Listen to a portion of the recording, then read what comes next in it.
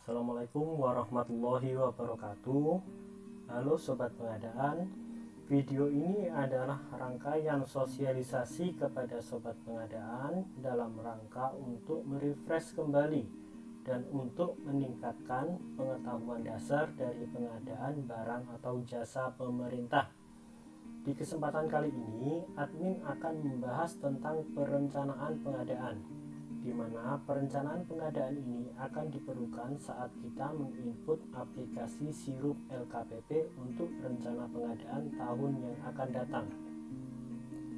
Dan untuk dapat melakukan pengisian sistem informasi rencana umum pengadaan yang baik dan benar, diperlukan pemahaman tentang ilmu pengadaan berdasarkan Perpres 12 tahun 2021 beserta aturan-aturan turunannya. Secara global, dalam ilmu pengadaan, tahapan pengadaan terdiri dari 4 tahapan.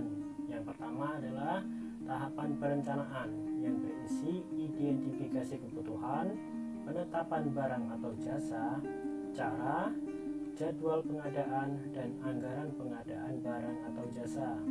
Tahapan selanjutnya adalah tahapan persiapan, di mana tahapan persiapan ini menetapkan HPS, harga perkiraan sementara, rancangan kontrak, kerangka acuan kerja (KAK), penetapan uang muka, jaminan, tipe swakelola, dan rencana anggaran biaya. Tahapan selanjutnya adalah tahapan pemilihan. Tahapan pemilihan adalah tahapan ketika kita memilih penyedia apabila pengadaan tersebut dilakukan melalui penyedia, atau memilih organisasi masyarakat atau kelompok masyarakat yang akan melakukan pengadaan barang atau jasa apabila kita melakukan pengadaan melalui swakelola.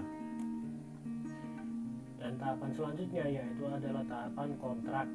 Kontrak adalah perjanjian tertulis antara PA, KPA, PPK dengan penyedia barang atau jasa atau pelaksana swakelola, sehingga hasil akhir dari seluruh rangkaian pengadaan tersebut adalah serah terima hasil pekerjaan.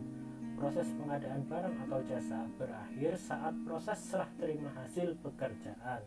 Dalam kesempatan video kali ini akan berfokus pada perencanaan pengadaan yang dimulai dari identifikasi kebutuhan.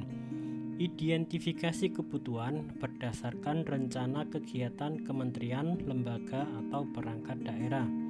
Identifikasi kebutuhan dengan memperhatikan A. Prinsip efektif dan efisien, B. Pengadaan berkelanjutan, C. Penilaian prioritas kebutuhan, D. Barang atau jasa pada katalog elektronik, E. Konsolidasi pengadaan barang atau jasa, F. Pengadaan barang atau jasa yang telah tersedia atau dimiliki atau dikuasai.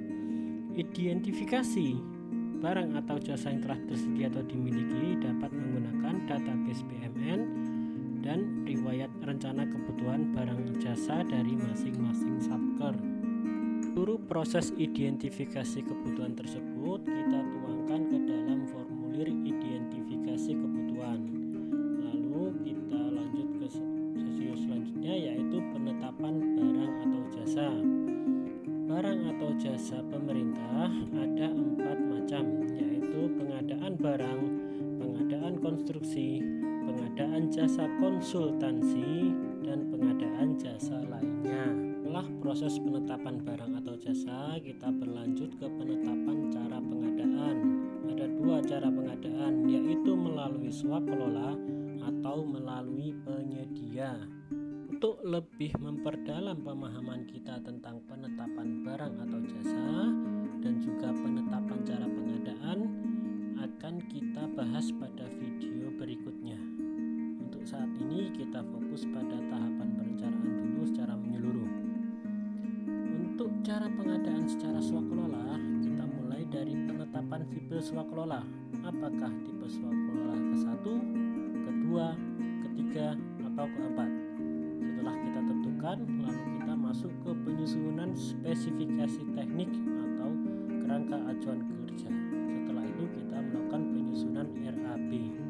Untuk cara pengadaan melalui penyedia dimulai dengan penyusunan spesifikasi teknik atau kerangka acuan kerja, lalu penyusunan rencana anggaran biaya, pemaketan pengadaan, konsolidasi pengadaan, dan penyusunan biaya pendukung.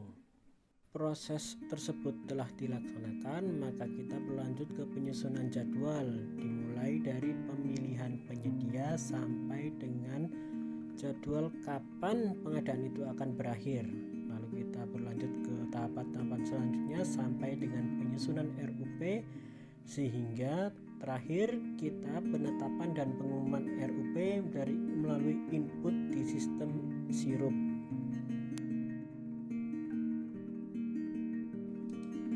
Apa saja isi dari rencana umum pengadaan? Satu adalah identifikasi kebutuhan. Yang seperti kita jelaskan sebelumnya, identifikasi kebutuhan adalah untuk melihat apa saja kebutuhan yang dibutuhkan oleh Satker. Yang kedua adalah anggaran.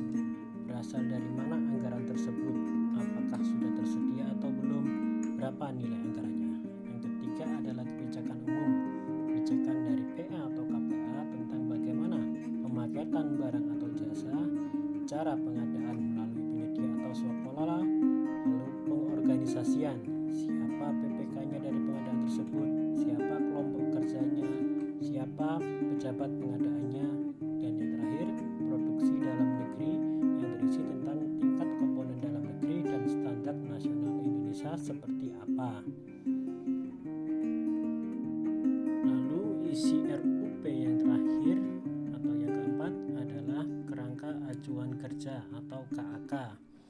KAK berisi tentang uraian kegiatan yang dilaksanakan, waktu pengadaan, di mana lokasinya, kapan pelaksanaannya, dan yang selanjutnya spesifikasi teknis barang atau jasanya seperti apa, dan yang terakhir perkiraan biaya.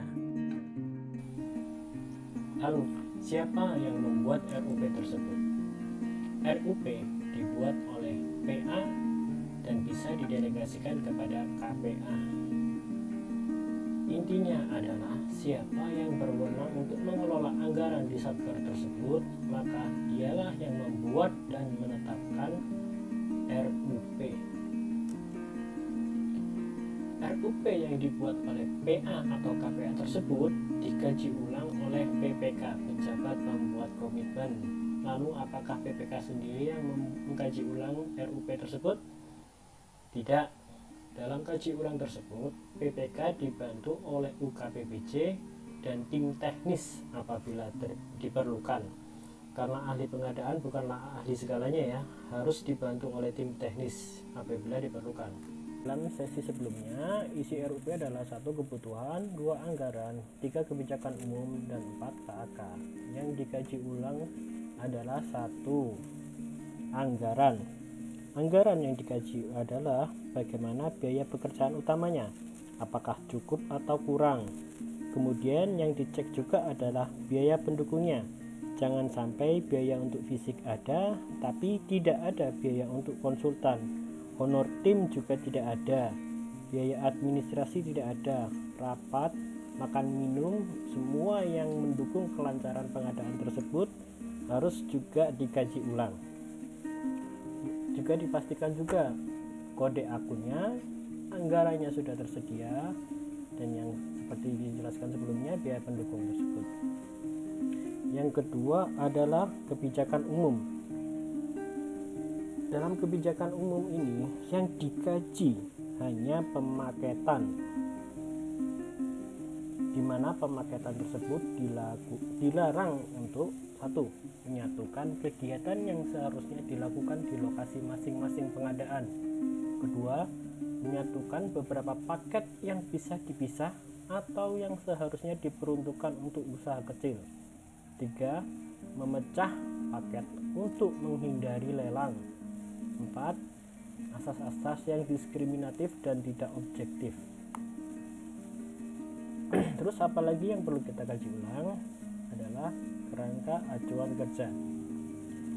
Kerangka acuan kerja aspeknya sangat luas, namun ini kita singkat saja menjadi 5W plus 2H yang dikaji ulang. 1. What, pengertian kegiatan, outputnya seperti apa. Yang kedua, who, siapa yang bertanggung jawab dalam pelaksanaan output kegiatan tersebut. Ketiga, why, mengapa kegiatan dilaksanakan dan apa hubungannya dengan program yang hendak dicapai.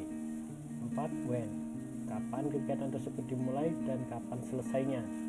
5, where, di mana pelaksanaan pengadaan tersebut akan dilakukan. Yang keenam, how, bagaimana kegiatan tersebut dilaksanakan.